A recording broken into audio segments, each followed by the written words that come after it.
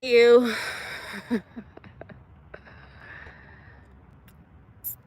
Welcome to another India talk. I'm being honest, today I'm not feeling up to it. It's actually really good that I started this series of sharing my story about how my ex had me admitted to a psych ward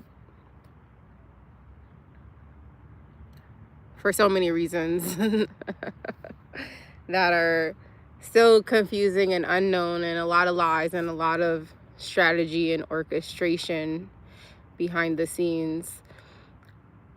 Today I'm feeling emotional. I had an emotional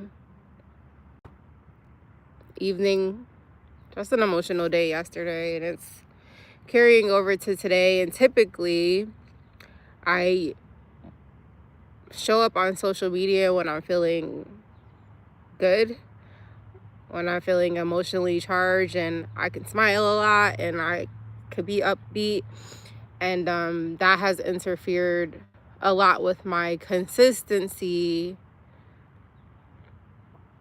just in general with showing up live. Like, I can post content if I have pictures or videos and stuff like I already made, but being dedicated to this live series documenting my experience is a challenge for me to challenge my consistency and showing up for myself no matter how I feel. And today I didn't want to show up, and I didn't want to talk. And I think also reviewing this stuff, which is still very, very vivid for me, very new still for me. Good morning, B. Wayne. Thanks for joining. It's still very traumatizing. I think getting on here and reviewing it is also stirring up a lot of emotions for me. I didn't want to get on today, but here we are. So I hope that you're having a great day. Thanks for joining. So today, this day last year, I finally received the very first reason. I have shared with you in previous videos reasons that I learned later on, like into August. But today was the very first day that the social worker came to my room and explained to me that the reason that my husband, who is not my husband, had me admitted. Well, she asked me, do you know the reason you're here? And I said, no, I've been asking that for quite some time now, and nobody won't tell me anything. And that is when she disclosed that, well, the reason that you're here is because your husband's worried about you and he wants you on medication. When I heard that, everything was just fueling me in a way that, looking back at it, is exactly what he wanted. He knows how to provoke me. And so it fueled me, because first I was very adamant, like, this motherfucker is not my husband, like talking like that. And then also hearing medication. I've never been on medication ever in my life. I've never taken any medication. I'm like, I don't take medication, I take vitamins. And what do you mean he wants me on medication? It was my first time hearing this, and I didn't know the reasoning behind it. And she didn't really elaborate. She was just like, he's worried about you, so we're gonna prescribe you this and that. And I said, I don't care what you prescribe me, I'm not taking it. I've never taken fucking medication, and I am not taking those fucking meds. So take your prescription and shove it. And then she told me that I basically couldn't leave until I took the medication, which is the reason I stayed there for so long, because every day I exercised my right to refuse the medication, because that is my right as a person, as a patient. I don't have to take these fucking medications, especially if I have no history of taking them before. So I was really pissed. That's basically today's story, because After that, we had a really brief conversation. That was my first day meeting the social worker there that they assigned me to. And I told her to kick fucking rocks and that I'm not taking those meds. And until you can explain to me why he put me here to put me on medication, I'm not taking nothing. And I didn't want to talk to her, and that I wanted her to get specific numbers. I said, I'm here with no phone. The only number I remember is his by heart, and nobody knows I'm here. So, and you talk to him and tell him he has my phone to go into my phone and get the number of my brother, my sister, and my mom, because at least my family has a right to know what the fuck he just did to me and where I'm at. And so she was like, oh, I'll call him and see what I could do.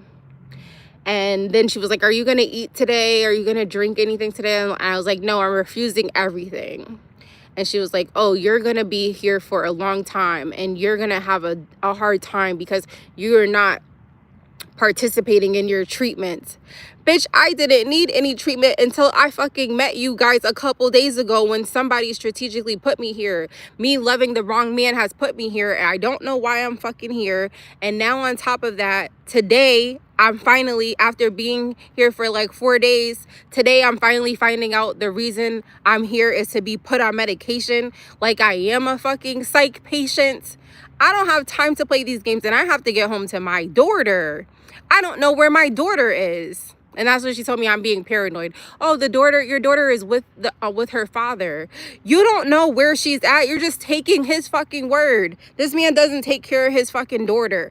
I have been taking care of her by myself for 4 fucking years while he sits there in the house getting fucking high. What are you talking about? So everything that I was saying was like delusion and paranoia and more reasons why that they could document onto me and say why I need to be on fucking medication and how worried my husband, who was not my husband, wants me on the medication. The more I said he's not my fucking husband, the more they documented that. Oh wow, she is crazy because she doesn't remember getting married. So yeah, revisiting this is stirring up a lot of emotions, and I will just share them with you guys.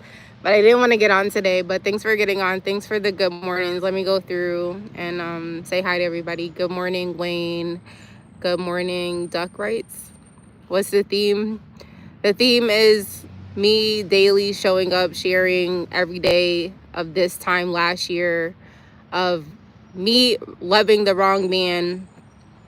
My ex had me strategically and orchestrated me being admitted to a psych ward for lots of different reasons that I never learned until going through the fucking process. And everything was a lie and a fucking mind games and a lot of shit that has destroyed my life, yo. That's the theme. Hi, Maya.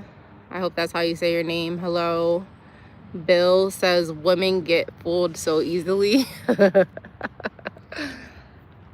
Hey, I guess so. I really thought that I was in a solid relationship and that I was going to marry that man and that, oh, we were building empires and a whole bunch of stuff, which a lot of the stuff, we did build a lot of stuff together, but a lot of stuff was me. I give him more credit than he deserves. And a lot of it was riding my back to get goals for him, really. So I guess I could agree with women get fooled so easily. Why do you think that women get fooled so easily? You think it's because of our emotions? Can't let those devils win. You got that right, B. Wayne. I didn't. I didn't let them win. But I have been traumatized from it. And I haven't received any real help. And I'm still recovering from it. And I'm still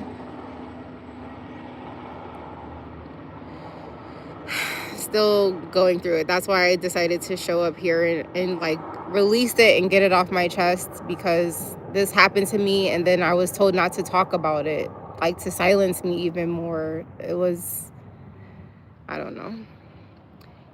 Duck Right says keep working, and even when it gets hard you need to keep working. And I know you won't. Don't let anybody or anything stop you. Keep working. Thanks. Hi, Henry. Cute girl, London. Hi, how are you? Today I'm trying to stay neutral, honestly. But emotionally wise, I feeling low today. Hi. How are you doing today? And then Josh says, sounds like what women do. The fuck are you talking about, Josh?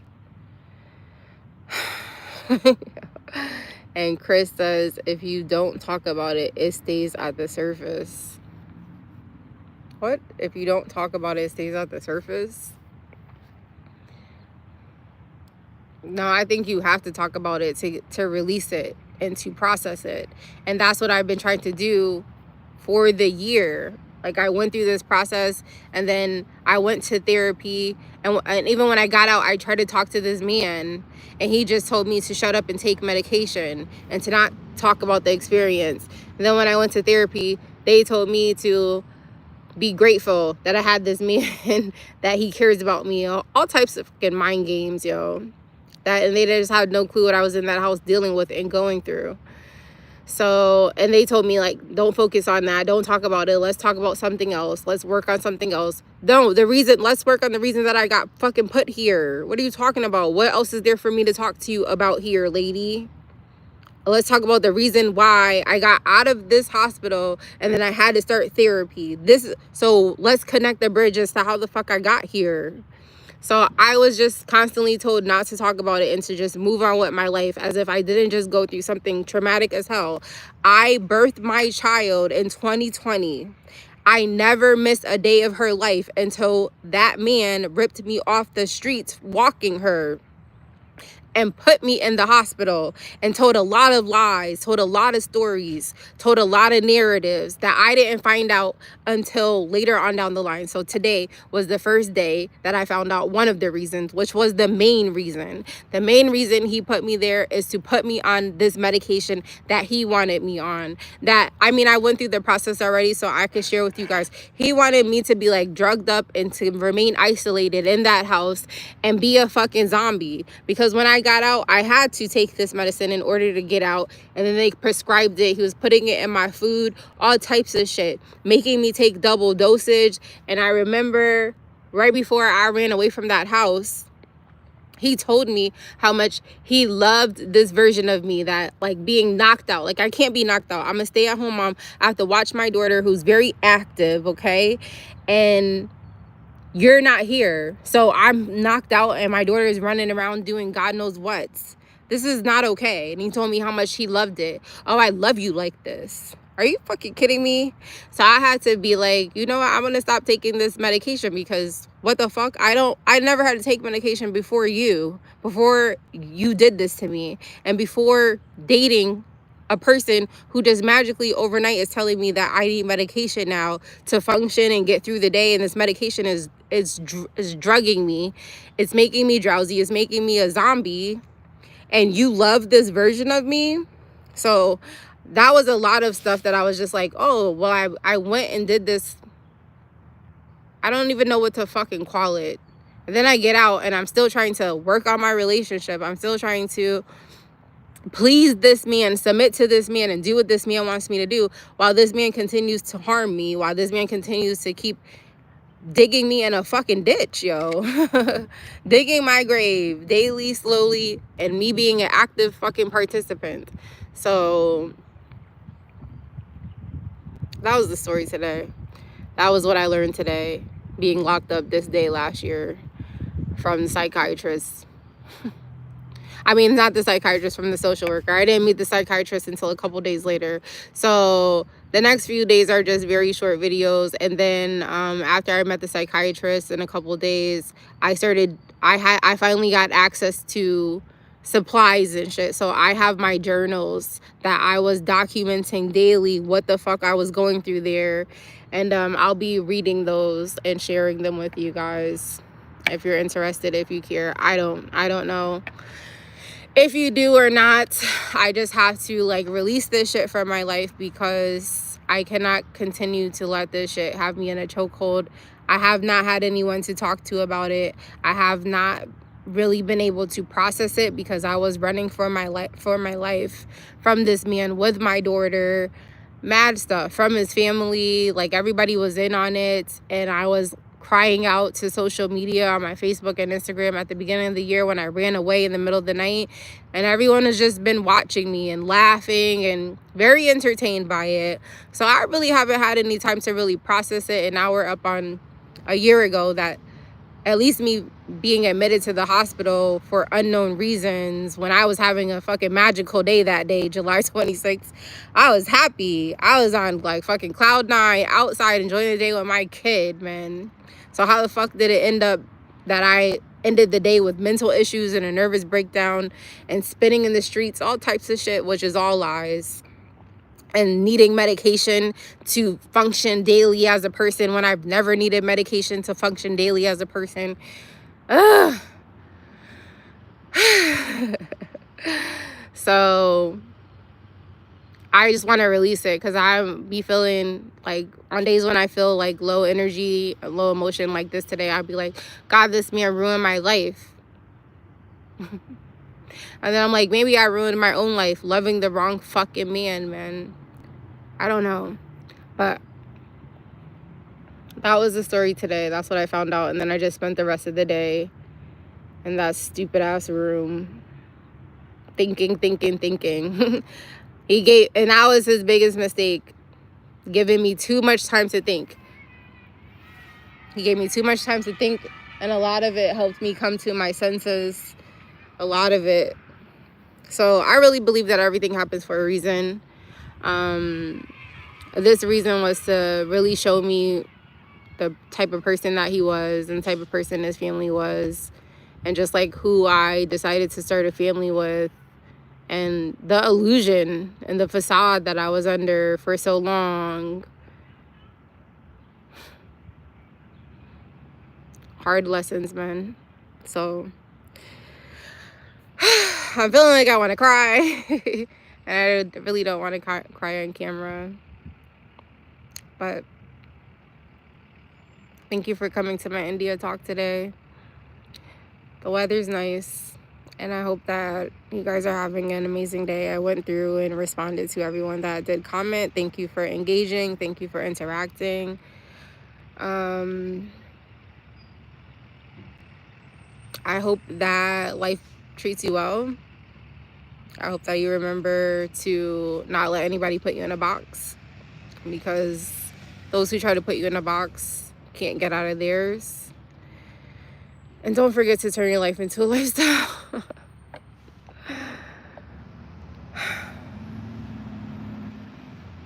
If you have any other questions, please comment them. I'll be happy to go through and check them and respond. Like I said, this is my therapy session to process this fucked up shit I went through and have to deal with and recover with.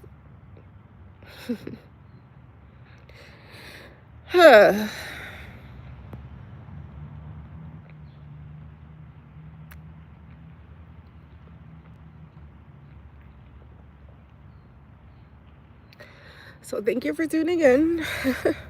And have a great day, okay? Peace.